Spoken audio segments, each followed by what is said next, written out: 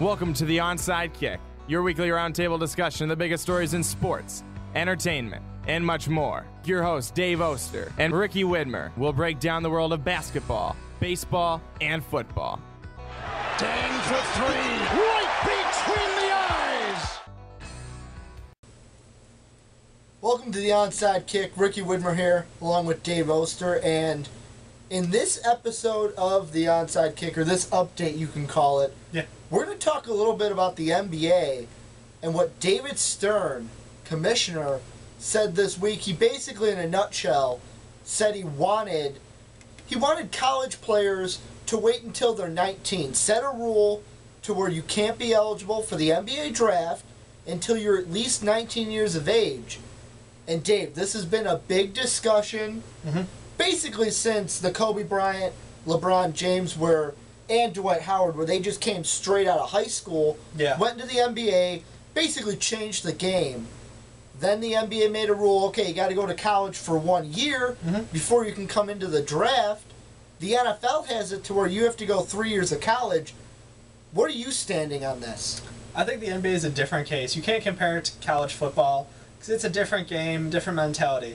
And the NBA, I really don't think you need to be 19. I don't think there's a magic line in the sand where it's, okay, you hit 19, you can come into the NBA. I don't agree with it. I personally think that there are some people talented enough at the end of high school that are like, yeah, you can be an NBA star right now. And some people also have the financial situation where they need to go straight to the NBA. So I think there's definitely enough people to make a case that this ruling shouldn't go through. And plus, why is David Stern doing it? He doesn't work for the NCAA. He's helping them out, and he's hurting his own league because we're delaying everything by another year. So now we have to watch this by 2 years through college. And it's just like, I'm not a huge fan of college basketball in the first place, so maybe that's just me. I could care less if, these guys return 3-4 years and go for like a dynasty in college. I don't think it matters as much. See, I think there's two sides. I don't know where I actually sit, because there's a part of me that when I think of Kobe Bryant, Dwight Howard, LeBron, you kind of think, I'd rather have seen them change the game like they did coming right out of high school. I wouldn't want to see them in college.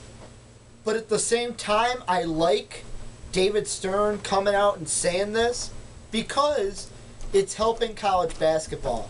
College basketball, to me, a great example, look at the Fab Five. Yeah. Imagine if Webber, Rose, Howard, they come out right out of high school, go to the NBA. We never see the Fab Five in Michigan. We never get it to where, Dave, those black ankle socks that you're wearing, they would have never existed without the Fab Five. And they were trendsetters too, because it was a first five freshmen all out there at once to start.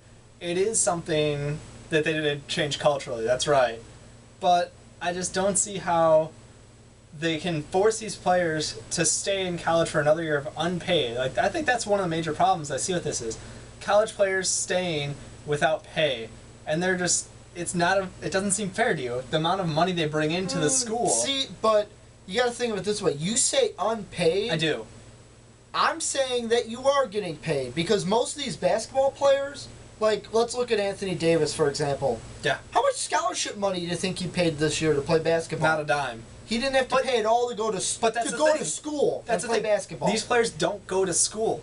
They take blow-off classes, they don't show, they go minimum to pass by just to be eligible. They're not there for an education. Yeah, I know that's the thing. We're all, the whole point of college is for an education.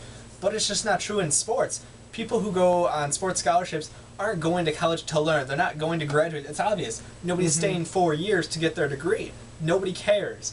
It's just they're going to college because it's the next median to get to their ultimate goal of a pro sport, NBA, NFL, whatever it may be. The goal isn't graduating college anymore. It's make your way to be a pro. And you think David Stern, because I think that David Stern's trying to do the same thing that the NFL has. And one example, look at Andrew Luck. He could have came out as a junior, would have been drafted high, would have been one of the top paid prospects, would have basically had Sam Bradford money in his pocket. Yeah. Chose to say, hey, you know what? I'm going to go to Stanford another year and then come out as a senior, get that education. I'm going to ask you, because I think that the NFL is actually, they have the right idea, because I'm personally a fan of staying in school, getting that education. What do you think, though? Do you think it's more important for the kids to get the education in case you go to the NFL, for example, it don't work? In the NBA, I know that Skip Bayless said, when they were talking about this on ESPN, that he believes that, oh, well, if it doesn't work, just go back to college. Well, is it that simple? It's not that easy, and the other thing is, like you said, you know, if you come out and you, like, blow out your knee in year 2, what do you do for the rest of your life? Mm-hmm. That's an issue, I agree. But I really don't think that it is their right to stop players from transitioning into the pro leagues like that. I think, like I said, NFL isn't the same as the NBA.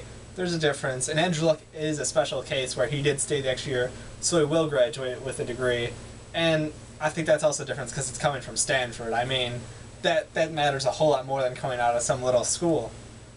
And also, one of the little silver linings, you can call it, in the statements that Commissioner Stern said, was he said just the age of 19. Now, he said you could either go to college for that, or you could play overseas in the D League. You don't have to play NCAA ball with the rule that this business rule that he wants to kind of not insinuate but create. Yeah, well, the problem is NCAA is the main priority for scouts to check out. You'll get some coverage overseas, but honestly, if you want to be a pro, that is the place you will get most recognition, most notice, and it's easy to compare players versus players, because if you go overseas, you're playing against older guys, more experienced, and it's just a whole different feel to it. You're playing against different levels of competition. So I think overseas is still an option, but it's just not on par. NCAA is still up here, overseas is down here. I mean, you just can't compare them. Well, that's all we got on this subject. Question of the day for the Onside Kick. What do you think? Do you think that people like Anthony Davis, Michael Kidd-Gilchrist, maybe they should stay in school, have to wait until they're 19 to go to the draft? No. Or should they be able to come out 1 year out of college, or even go straight from high school? Tell us what you think down below. Also, up here in the corner, make sure to like us on Facebook, and somewhere over there by Dave, make sure to check out theonsidekick.webs.com.